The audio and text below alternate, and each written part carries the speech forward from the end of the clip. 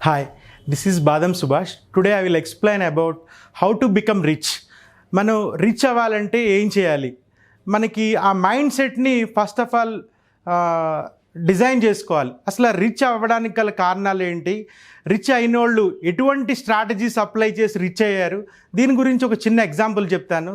You can win దాంట్లో మనకి శివకర అన్న ఆయన ఒకటే చెప్తూ ఉంటారు, మీరు రిచ్ కావాలంటే మనం 0 to 10 లెర్నింగ్ స్టేజ్లో ఉన్నప్పుడు మనం ఏమనుకుంటామంటే మనం సబ్జెక్ట్ నేర్చుకోవడం వల్ల, స్కూల్కి వెళ్ళడం వల్ల చాలా విషయాలు నేర్చుకుని దాన్ని అభ్యసించి తర్వాత మనం అప్లై చేయగలమని అనుకుంటాం. అప్పుడు మైండ్ సెట్లో 0 to 10 ఎట్లా ఉంటుంది, 10 to 20 అప్పటికి వచ్చేటప్పటికి మనం చాలా విషయాలు నేర్చుకుంటాం.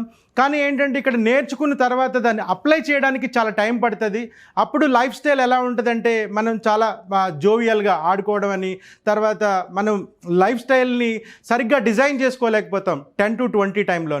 కానీ ఇక్కడ మనం అబ్జర్వ్ చేయవలసిన విషయం ఏంటంటే ఆఫ్టర్ 20, ఆఫ్టర్ మ్యారేజ్ మనకుండి ఎకస్టమ్సెస్ చాలా డిఫరెంట్గా ఉంటాయి. తర్వాత పెళ్ళైన తర్వాత పిల్లలు పుట్టడం కానీ ఇటువంటి సమయాల్లో మన యొక్క లక్ష్యాన్ని మనం కంపల్సరీగా అచీవ్ చేయాలని లక్ష్యం ఉంటుంది. కానీ ఏంటంటే సర్కమ్స్టాన్సెస్ని మనం ఓవర్కమ్ చేయలేకపోతాం. అట్లాగే 40 to 50 ఆ టైంలో ఉండే మన యొక్క రెస్పాన్సిబిలిటీస్ని బట్టి మన లక్ష్యాన్ని అచీవ్ చేయలేం. దీనికి గల కారణం ఏంటంటే ఫస్ట్ ఆఫ్ ఆల్ మనలో ఉన్న స్కిల్ సెట్ని ఇంప్రూవ్ చేసుకోలేకపోతున్నాం. మన యొక్క స్కిల్ సెట్ని ఇంప్రూవ్ చేసుకుంటే we can become the rich.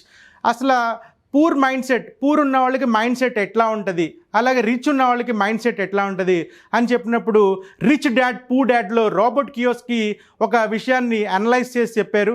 ఒక తండ్రి దగ్గరికి ఒక పేద విద్యార్థి, ఒక పేద వాళ్ళు వాళ్ళు middle class mentality. At the same time ఆయన తండ్రి దగ్గరికి వెళ్ళి అడిగారు. వాళ్ళ తండ్రి గారు ఒక జాబ్ చేస్తూ ఉన్నారు.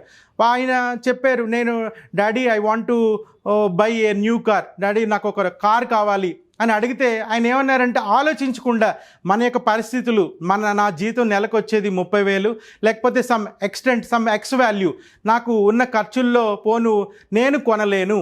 It is the poor mindset. అంటే అసలు ఫస్ట్ దాని గురించి మనం యావరేజ్ మిడిల్ క్లాస్ పీపుల్ దాని గురించి ఆలోచించం, లక్ష్యం గురించి ఆలోచించం.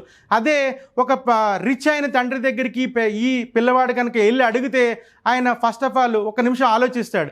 మనం ఏమని కొనుక్కోవాలి, కారు కొనుక్కోవాలనుకుంటున్నాం, లక్ష్యం ఏంటి, కారు కొనుక్కోవాలి, మన యొక్క ఉన్న రిఫార్మ్స్ ఏంటి, మన దగ్గర ఉన్న ఎబిలిటీస్ ఏంటి, మన యొక్క ఏమి అయితే మనకి అవకాశాలు ఉన్నాయి, దీని గురించి ఆలోచించి ఆయన ఆన్సర్ చెప్తాడు. ఆలోచించి ఏం చెప్తాడంటే కంపల్సరీ కొనుక్కుందామా, కొంత టైం కావాలంటే ఆ టైంలో మనకున్న రిసోర్సెస్ని వినియోగించుకుని we can become the rich. ఆ రిచ్ ఎలా అవ్వాలి, దానికి ప్రతి ఒక్కళ్ళు రిచ్ గురించి మనం గోల్స్ పెట్టుకుంటాం. కానీ మనం చేసే పని తప్పని ఏంటంటే మన యొక్క ఎబిలిటీస్ని ఇంప్రూవ్ చేసుకోం, మనలో ఉన్న స్కిల్ సెట్ని ఇంప్రూవ్ చేసుకోం. Believe in yourself. Vivekananda చెప్పేది ఏంటంటే నీలోనే అద్భుతమైన లక్ష్యాలు ఉన్నాయి, దాన్ని నువ్వు నమ్ము. First of all believe in yourself. సమాజం గురించి పట్టించుకోకు. సమాజం ప్రతి ఒక్కళ్ళు నువ్వు ఒక థాట్ చెప్తే ఇది అవ్వదు అని నెగిటివ్గా చెప్తారు. కంపల్సరీగా everybody give the negative feedback only.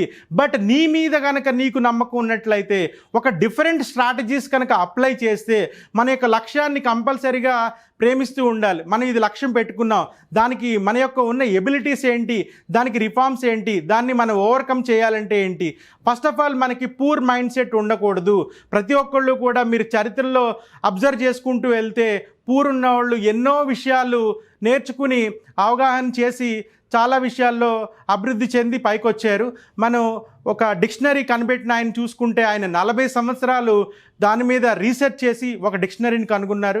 అలాగే ఐన్స్టీన్ కానీ ఎవరైనా కూడా వాళ్ళంతా came from the very below middle class. దాని నుంచి వచ్చి లక్ష్యానికి వాళ్ళు ఎప్పుడూ ప్రేమిస్తూ ఉంటారు. దానికి ఏంటంటే they will take part as a game. ఈ గేమ్లో నేను ఓడిపోను, కంపల్సరీగా నేను లక్ష్యాన్ని నిర్దేశించుకుని ప్రయాణం చేస్తున్నాను, దీంట్లో నా స్కిల్స్ ఏంటి, నా ఎబిలిటీస్ ఏంటి, దాని మీద వర్క్ చేసి కంపల్సరీగా they will achieve there goal. First of all మనకి పూర్ ఉన్నప్పుడు మన యొక్క మైండ్ సెట్ ఎలా ఉంటుందంటే నేను అవ్వదు, ఇది మన వల్ల కాదు, ఇది ఏంటంటే డబ్బున్న వాళ్ళకే, లేకపోతే ఈ రిఫార్మ్స్ నా దగ్గర లేవు, ఈ అవకాశాలు నా దగ్గర లేవు. ఏ అవకాశాలు మన దగ్గర ఉండవు, మనం కల్పించుకోవాలి.